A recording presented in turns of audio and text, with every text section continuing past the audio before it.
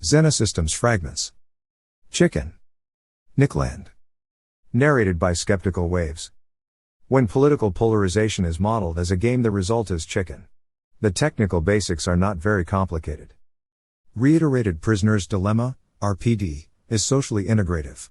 An equilibrium, conforming to maximal aggregate utility, arises through reciprocal convergence upon an optimum strategy, defaulting to trust, punishing defections, and rapidly forgiving corrected behavior. Any society adopting these rule of thumb principles consolidates. When everyone norms on this strategy, individual and collective interests are harmonized. Things work. Chicken is very different. Someone blinks first, so the trust mutual optimum of RPD is subtracted in advance. Rather than the four possible outcomes of a single PD round, A and B do okay, A wins, B loses, B wins, A loses, A and B both lose, there are just three possible outcomes, A wins, B loses, B wins, A loses, A and B both lose extremely. In chicken, it is the avoidance of outcome 3, rather than the non-existent chance of PD outcome 1, that moderates behavior, and then asymmetrically, someone always blinks first. No less importantly, the time structure of chicken is inverted. In RPD, the agents learn from successive decisions, and from their mere prospect. Each decision is punctual, Boolean, and communicatively isolated. In chicken, the decision is mutual, quantitative, and anticipated by a strategically dynamic introduction, an interactive process, in advance of the decision, that is richly communicative, complex, and even educational.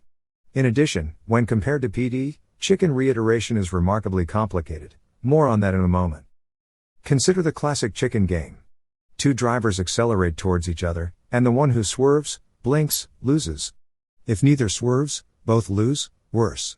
The lead-up is everything, and the decision itself is a matter of speed and timing, a non-Boolean when rather than a Boolean which. The question is not will the other player defect? But rather how far will they go?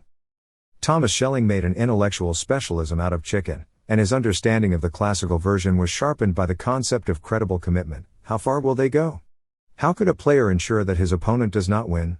The solution to this problem, if produced in advance, has the strategic value of also maximizing the chance that the opponent blinks first, thus avoiding the pessimal lose-lose outcome, and generating a win. Producing credible commitment looks like this. Upon climbing into your car, conspicuously consume a bottle of vodka, thus communicating the fact that your ability to enact a successful last-second swerve is very seriously impaired. Your opponent now knows that even were you inclined to avoid mutual destruction at the brink, you might not be able to do so.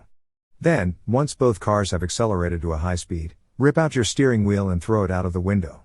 It is extremely important that you do this before your opponent is able to. That's what the vodka was for. Your communicated commitment is now absolute. Your opponent alone can swerve. It's death or glory. The mainstream neo-reactionary account of American political history is that of reiterated chicken games between progressives and conservatives, in which conservatives always swerve. This analytical framework, despite its crudity, explains why conservatives consider their opponents to be intoxicated lunatics, i.e. winners, whilst they are sober and responsible, i.e. losers. As traditionally positioned, conservatives are the principal social stakeholders, and thus primarily obligated to avoid mutual destruction. It is essential to conservatism that it cannot take things, domestically, to the brink. Its incompetence at chicken is thus constitutional. When the zeitgeist starts clucking, it can only be a sign that conservatism is coming to an end. The Tea Party is not informatively described as a conservative political movement, because its signal influence is the insistence that the right stop losing chicken games. It demands credible commitment through the minimization of discretion on the part of its political representatives, along with whatever insanity is needed not to fricking swerve. This is of course highly, even totally, antagonistic. It is why the left media now sound like this.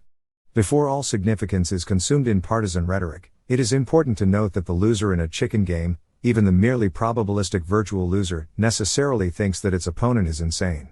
Any more moderate response would be the infallible sign that losing was inevitable, once again. It isn't hard to understand why this might be happening. In reiterated chicken, the loser no doubt acquires a predisposition to submissiveness. It's hopeless, those lunatics always win, but the objective undercurrent of repeated defeat is a contraction of the distance between relative, asymmetric, and absolute, mutual defeat. Eventually, the difference isn't worth surrendering, or swerving over. If they keep on winning, there will be nothing left anyway, so we might as well finish it now. Reciprocally, Incessant victory threatens to dull revolutionary fervor into conservatism. Progressives now have many generations of substantial victory to defend, so taking things to the edge has begun to seem concerning. When the government shuts down, what does the right really lose? At the very least, it's beginning to wonder, and by doing so, upping its chicken game, aka going insane. Progressives don't have to wonder. They lose the government. Added, Buchanan argues that surrender seldom works. At the NEAT, Michael P. Lynch, it is tempting to call this crazy talk an unserious bluster. But it is serious, and it shows that some people are thinking about what happens next. It is a plan that represents the logical limit of the views now being entertained on the radical right, not just in the dark corners of the internet, but in the sunlight of mainstream forums. After all, if the government is the problem, shutting it down is a logical solution.